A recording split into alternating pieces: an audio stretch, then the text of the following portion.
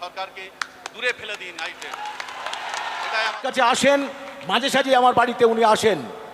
আপনারা একে টিভির পর্দায় দেখেছেন 21শে জুলাই, তার বঞ্চনার কথা শুনেছেন। চাকরি চলে গেছে, তিনি কিভাবে বিশ্বাসঘাতকতা করেছেন ওনার সাথে। আমরা তাকে উত্তরী দিয়ে সম্বর্ধিত করব। উত্তরীয় পরিয়ে দিচ্ছেন আমাদের কই নূর মোহাম্মদ মণ্ডল। আস্তে আস্তে সকলে একটু শান্ত হন।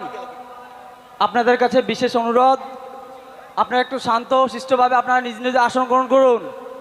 আমাদের এই এমডি সিরাজুল হক মণ্ডল, যাকে টিভির পর্দায় আপনারা দেখেছেন, যিনি মমতা ব্যানার্জিকে বাঁচিয়েছিলেন, তাহলে মমতা মরে যেতেন, সেই সিরাজুল হক মণ্ডল আমার বন্ধু। তিনি প্রায় আমার বাড়িতে আসেন। আমি তাকে বলেছিলাম, ভাইজান আসছেন, আজকে আসবেন নাকি? চলে এসছেন, আবেগে চলে এসছেন। তাকে সম্মান জানানো আমাদের দায়িত্ব। হ্যাঁ, আরে এটা তো তোরা ঠিক করবি। তাকে আমাদের উত্তরীয় পরে বরণ করছে আমাদের বেড়াবেড়ি অঞ্চলের সম্পাদক নূর মোহাম্মদ মণ্ডল। করতালি দিয়ে অভিনন্দিত জানুন। ব্যাসটা পড়িয়ে দাও। কি এইভাবে পড়াতে হয় না?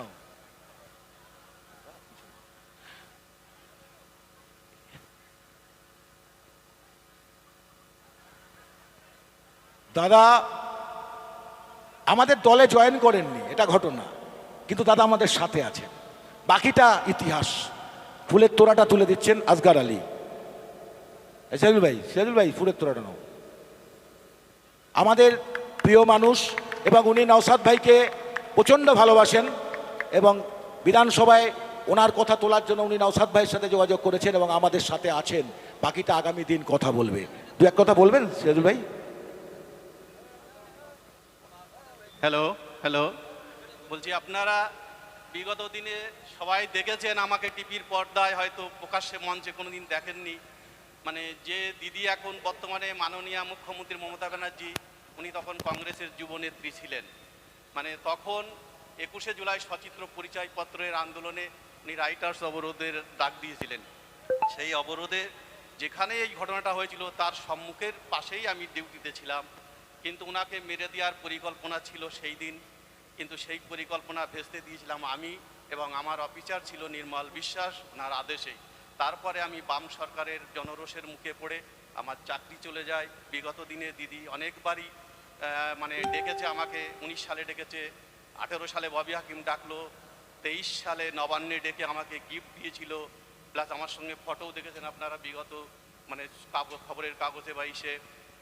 তারপরে আমাকে প্রতিশ্রুতি দিয়েছিল যে আমার চাকরিটা ফিরিয়ে দেবে, কিন্তু এখনও উনি রিটার্ন করেনি, যার ফলে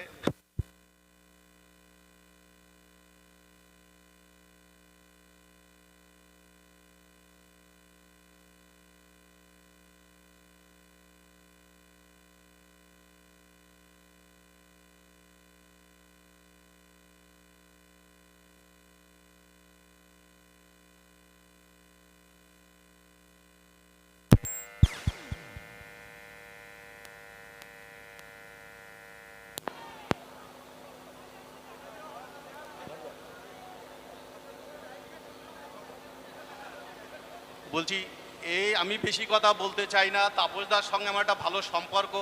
আমি তাপসদার কাছে মাঝে মধ্যেই আসি বা ফোনে কথা হয় আমার সঙ্গে। তাপসদা আমার কাছে ইনভাইট করেছিল যে ভাই তুমি যদি আসো, আজকে নওশাদ সিদ্দিকী ভাইজান আসছে। আমি বললাম ঠিক আছে দাদা, আমি আসবো, আমি অবশ্যই আসবো। আমি এসছি, এবং নওশাদ সিদ্দিকী ভাইজানের নীতি আদর্শ, বর্তমানে পশ্চিমবাংলার যা পরিস্থিতি, সেই পরিস্থিতি দাঁড়িয়ে উনি যে একা যেভাবে ওনার সঙ্গে সাথীরা লড়াই করে যাচ্ছে, আমি চাইছি আপনারা এই সংগ্রাম চালিয়ে যান, এই তৃণমূল সরকারকে দূরে ফেলে দিন।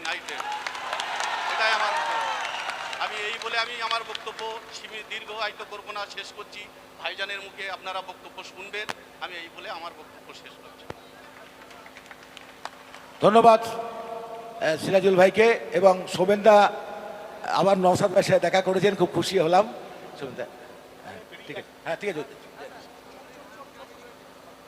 এবার আমাদের প্রিয় বিধায়ক এবং চেয়ারম্যান নওশাদ সিদ্দিকী ভাইজান এই মুহূর্তে পশ্চিমবঙ্গ এবং তথা ভারতবর্ষের যদি সত্যিকারের একজন জননেতা, হয়ে থাকেন সেটা নওশাদ সিদ্দিকী ভাইজান।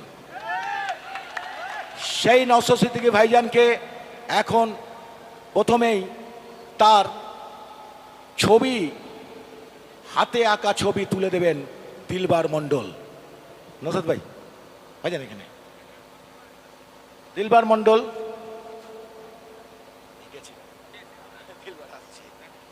দিলবার যে ছবি নওশাদ ভাইকে উপহার দিচ্ছেন না প্রথমেই, ইনকলাব জিন্দাবাদ, আইএসএফ জিন্দাবাদ, নওশাদ সিদ্দিকী ভাইজান জিন্দাবাদ। এইবার উত্তরীয় পরিয়ে বরণ করে নিচ্ছেন আসগার আলী। দাদা